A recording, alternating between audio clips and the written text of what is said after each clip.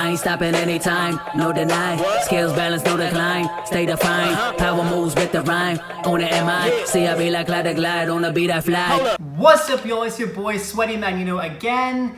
Here with another tutorial. Today we're going over the top 5 ways to kill the beat in footwork. Let's go.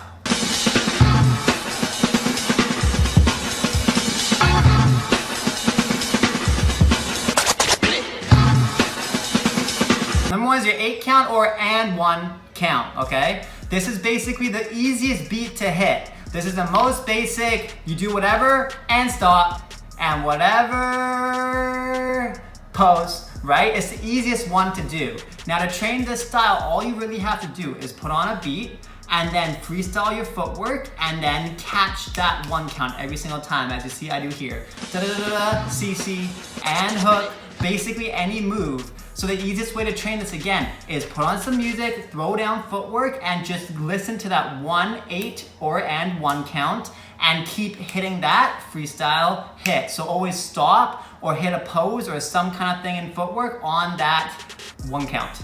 So when you're training this, try to ignore all the beats. I know it sounds weird, but this is the best way to train in my opinion. Ignore all the beats but that 1 count, okay? So forget everything, just hyper focus on that 1 count and then just train it, hitting it over and over and over again.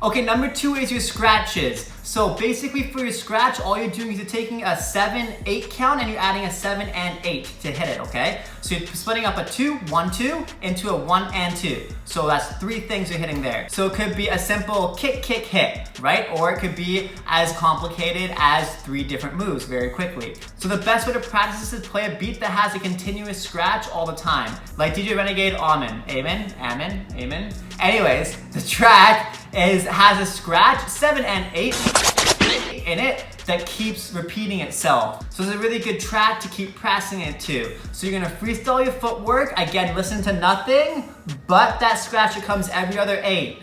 Chicka chicka boom, like that, okay? So that's the easiest way to practice something like this. And also then when it happens in battle, you're gonna have moves that you're gonna keep freestyling through, and you can even create moves that are dedicated to smashing that kind of a beat. Alternatively, you can also go 7 and 8, 1, and add a 4th in there. Usually there's just a slight pause usually right before it. So the scratch, and then when the beat drops on that slight delay. So chicka chicka boom, hit. So for instance, you could go kick out, hit, drop. So that could be a 7 and 8, 1.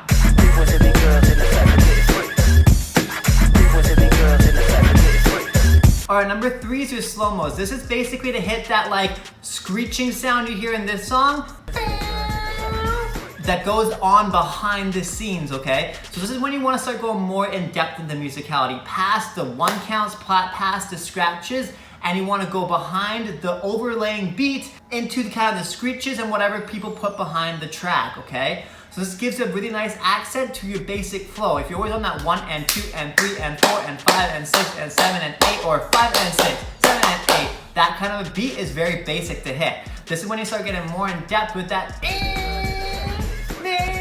and that's when you hit like a slow-mo slide in your footwork or just anything that changes the tempo. And this will make everything else look a lot more dynamic because it changes people's focus from a quick motion or a hit motion to a smooth motion. So again, with your slow-mos, the best way to train this is chill or just do very slow motion freestyle, and then every single time that screech or whatever sound comes on, you're gonna hit that slow motion movement to it. And then again, slowly, and then put all your emphasis on that 1 motion. The way to make this also look dope is even though you're going slow with it, you actually add more power into it. So sometimes the hardest things are the slowest and most controlled things, as we all know. So if you can perform it like that, it's gonna look even better and really captivate people's attention. Stopping anytime, no deny. Skills balance, no decline. Stay defined. Power moves with the rhyme on the MI. See, I be like glide on the beat I fly. Ay, everybody lit, but I'ma stay the freshest kid. You can rock the sickest fit and still be insignificant. I be feeling it, killing it, let the drummer get. If you don't know who I is, you don't know my abilities. Listen. Now number 4 is your lyrics. This is for the marathon runners out there, or this is simply for the dancers out there, okay? Or maybe both. So basically how this works is, say you have an old school hip hop track, or this DJ is playing something that has lyrics in it. You basically go off the beat and onto the lyrics.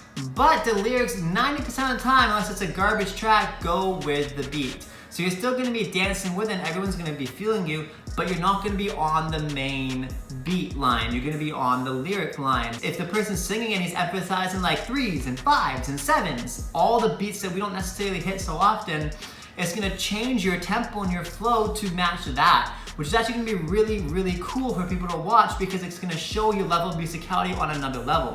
So again, the way you practice this is find a song or a track or whatever. Again, I'm using Wicket's 2094 mixtape for this one because it has a really nice breakdown, and you try to hit all the things that are emphasized in this track. Everybody lit, but I'ma stay the freshest kid. You can rock the sickest fit and still be insignificant. I be feeling it, killing it, let the drummer get. If you don't know who I is, you don't know my abilities. So if you notice, he has what they're called inflections. I think it's inflections in his voice and how he's rapping it. So if you don't know what it is and you don't know my abilities,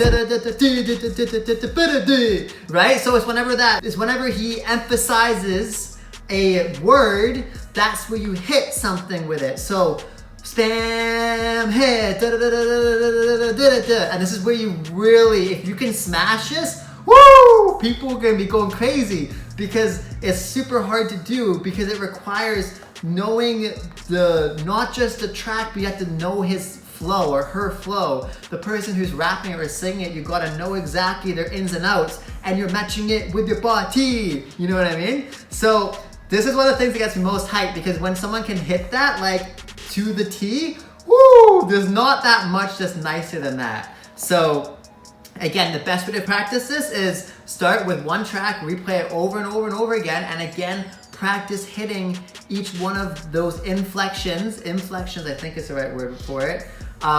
Each time they emphasize a word, stop and hit something different there, you know what I mean? So yeah. You all remember me, and the lesson be, I am not heavenly. I ain't stopping anytime, no deny. Skills balance, no decline, stay defined. Power moves with the rhyme, on the MI. See, I be like glide on the beat I fly. I ain't stopping anytime, no deny. Skills balance, no decline, stay defined. Last one, this is your accents. Not to be confused with the lyrics that we just did. This is number 5, by the way. Your accents. That means little things like piano hits in the background. Ding, ding, ding, ding, ding, ding, ding, ding, ding, ding, ding, ding, ding. So again, this is in the back track of the song. So usually you have like your main drum beat break, right? Where we always dance through the 1, 2, you know, all those hits. 4, 8, 1, and then you have like your chimes that usually hit on the 1 or whatever, and then you have like even your things that are really obvious, like that grinding sound that we went over earlier. That one's pretty easy to hit, but then you have the little back in the very back of the track. There's usually something else. There's that piano, ding, ding, ding, ding, ding, ding, right here. Doom, doom, doom, doom, doom, doom, doom, doom. Now this is one of the hardest ones to rock because unless you know the track inside out, you're not really gonna know the exact timing of it. Because usually they come pretty random timing, right? Because it's a creative track. So it could be 1, nothing, 2, 3, 4, and 5, nothing, 6, 7, 8, and 1.